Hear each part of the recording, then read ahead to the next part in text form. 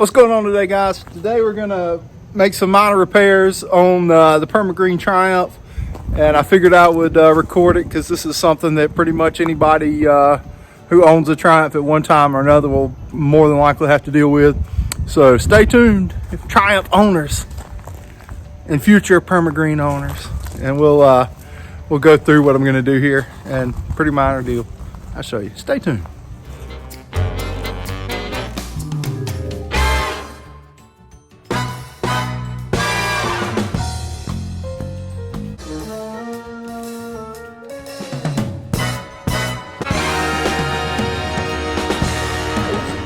Common deal for me anyway to break. I might be rougher than I need to be, but you go along, you spray them with your Triumph, and you're in a little tight spot, and you put it in reverse, and you back all up into a corner and get yourself in a bind, and the transaxle's kind of hung up, and you go pull it on your shift lever to try to get yourself in drive and spin around and get out of the spot you've got yourself into, and pow, you break off the little top knuckle on your shift cable.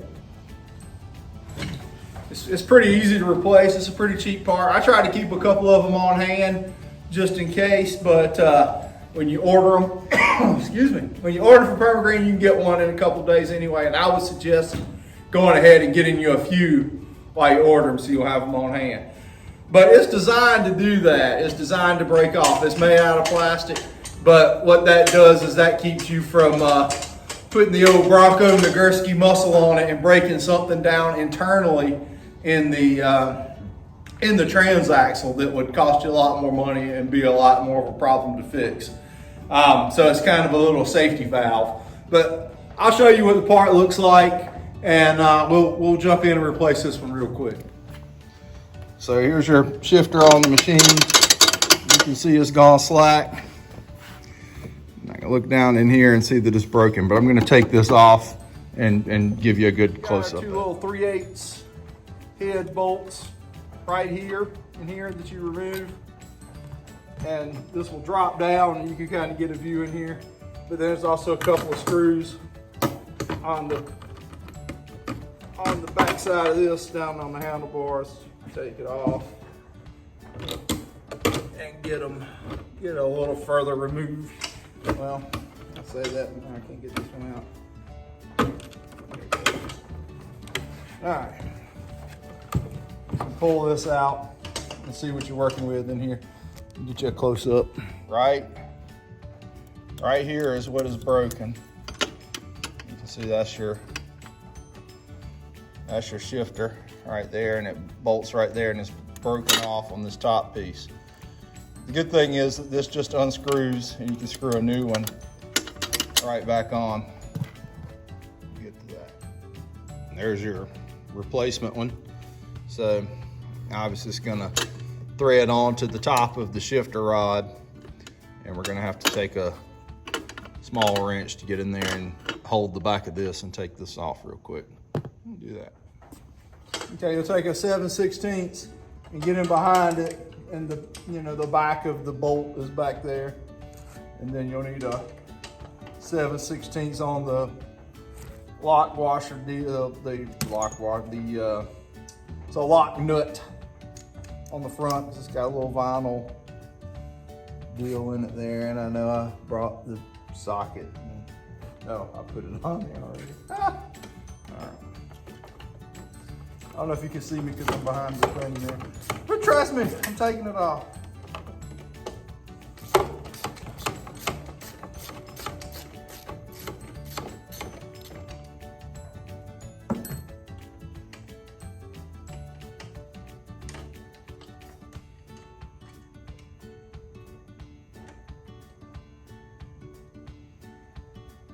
Riveting. All right, there's my broken part. I've left the wrench on the bolt that's sticking out of the backside just because I can just unthread this off the shifter rod. And there's my broken part. I'll show you what it looks like in here. We'll see if that's any better of a vantage point But here's your shifter rod down in here. I'm just gonna thread this new one onto it.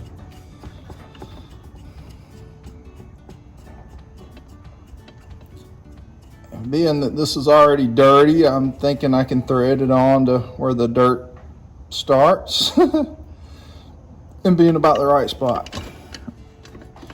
But what we're going to do is I've got it on there like that, and I know it is in neutral right now.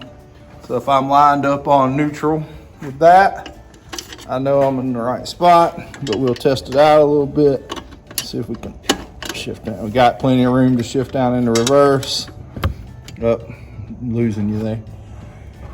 So what'll happen if you got it threaded on too deep is it won't be enough room on the cable basically to make it go into reverse or high or low gear, and there won't be enough room at the top to get it into high. But we look fine right there, so we're gonna roll with that. And I'm also, while I got this out and taken apart, I'm gonna tighten this up a little bit. This is made to have a little bit of flop in it where the actual shift lever mounts to the machine. You don't want it like super tight because you want a little bit of forward and back movement in it as well as up and down to shift it.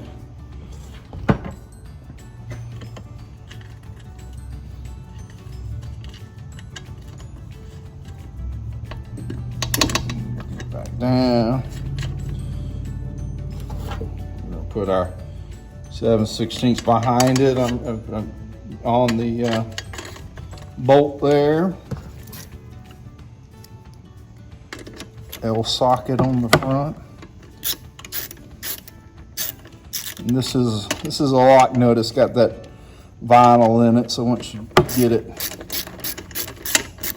into the locking part, you can go ahead and ratchet away. I'm gonna over tighten it, but you don't want to leave it loose either.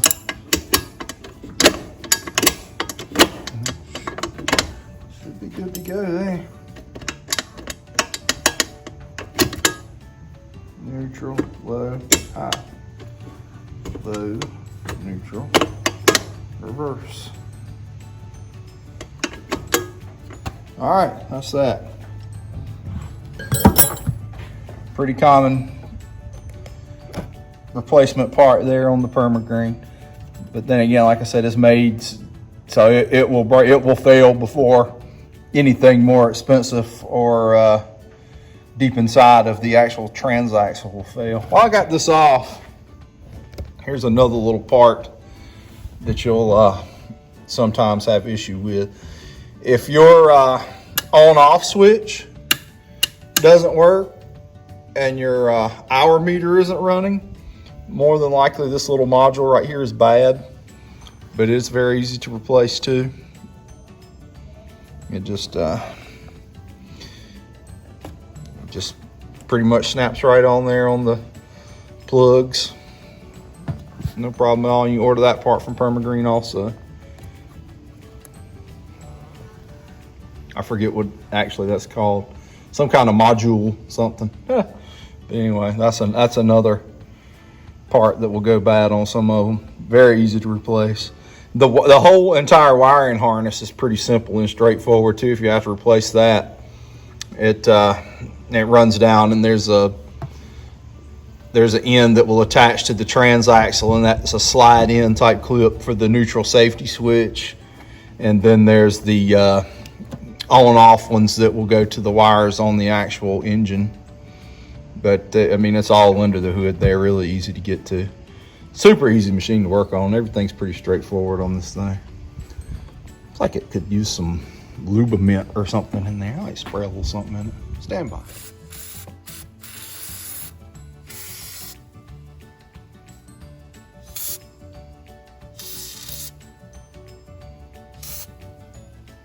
Just give everything a little squirt of love there. Now it's got a boot on it. I'm sure I'm not getting into that.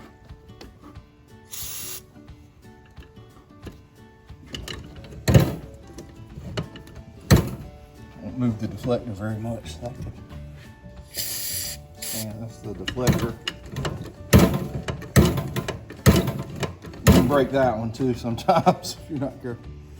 I don't know if you can see what I'm doing here. I can't see the phone, but getting a little lube corrosion protection down this.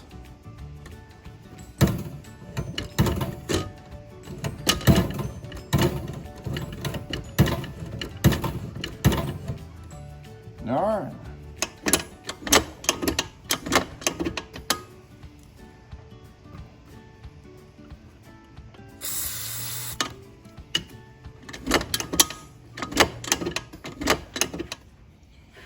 Move on to the next little repair. Let me put all this back together. You got it all bolted back on. Make sure you put your water bottle back on. You never know when you might need that. There you go. Another thing I'm going to do is replace the drive belt, which is under this little green cover right here. And what's happening with me on this is it's not slipping like on when I'm driving along or anything. It's not slipping. But what's happening is when I jump on and off curves, it jumps the belt off pretty easily. So I'm thinking my belt is stretched out a little bit and my idle tensioner is not able to hold it on tight enough. But like I said, it's not to the point where it's slipping when I'm just driving. So I'll show you what to do to take that off. We're gonna need to remove this cover. So I'm gonna take this bolt and this bolt out and the cover will just lift right off. Yeah, looking at this thing in good light, this belt is a turd, it's shot. But what you'll do is you'll push down on your idle tensioner and just unhook the spring right here and you'll have all the leeway you need to work with the belt. Just remember how your belt's routed. It's very simple routing. It'll go around the drive down there on, not that, that's the idler. But if you can see past that, there's one down there that spins the transaxle. And there's another one right directly under, right there. The bottom of it will go over. And then this idler just comes down on top of it and creates the tension. But I'm gonna need both hands to get that off, so hang on for a second. You just take the little spring off. I'm not sure if I'm getting any of this in. It's not easy to record, but I'm just gonna get it on this front pulley, the new belt, and it's gonna come at an angle up under here. I mean, the belt doesn't run at an angle, but me running it is gonna be kind of like an angle here. I'm gonna wanna shoot it up in between here, like so.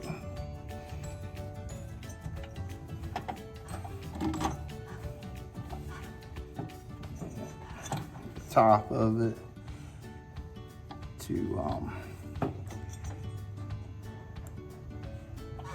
clear the top goes away from this bottom pulley and the end will loop around this front pulley. Like I said, it's not as hard as I'm making it look. I'm just trying to see if I can do it and talk about it and show you at the same time. There. In there now with something looking like this. And what we'll need to do now is get this pushed down and get the spring back on this little tab right here.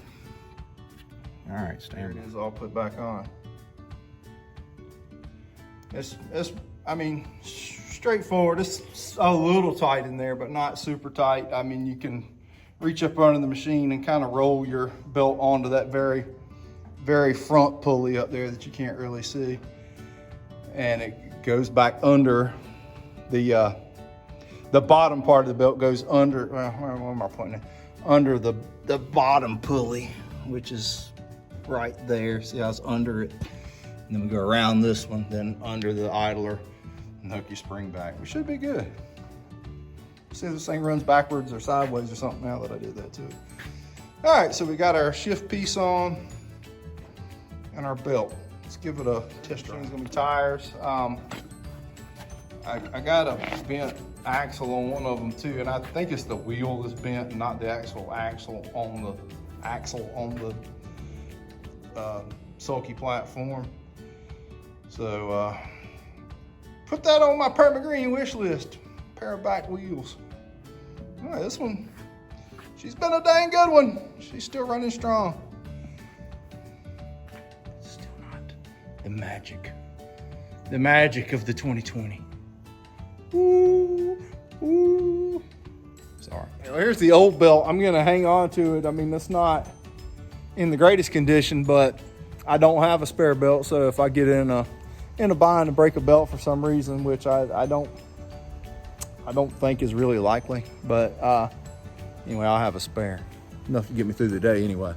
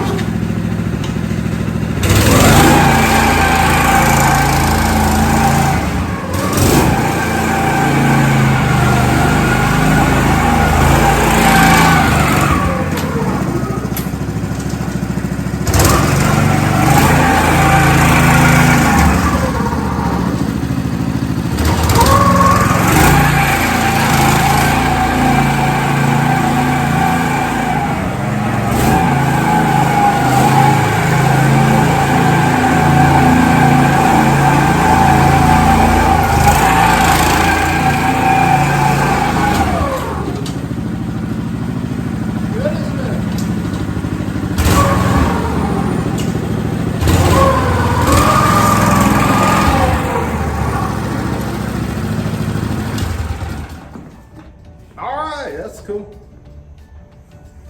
There's a couple little minor Permagreen repairs you might run up with. Thanks for watching. Hope it helped. Click in the comments below if you got any questions on, Permagreen repairs or anything. I'm like an expert. Not really.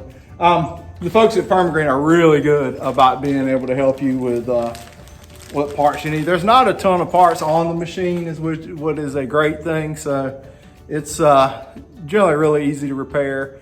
And when you say you got a problem, they'll know what you're talking about because there ain't but so many things that can go wrong with it. So, hit me up if you got any questions.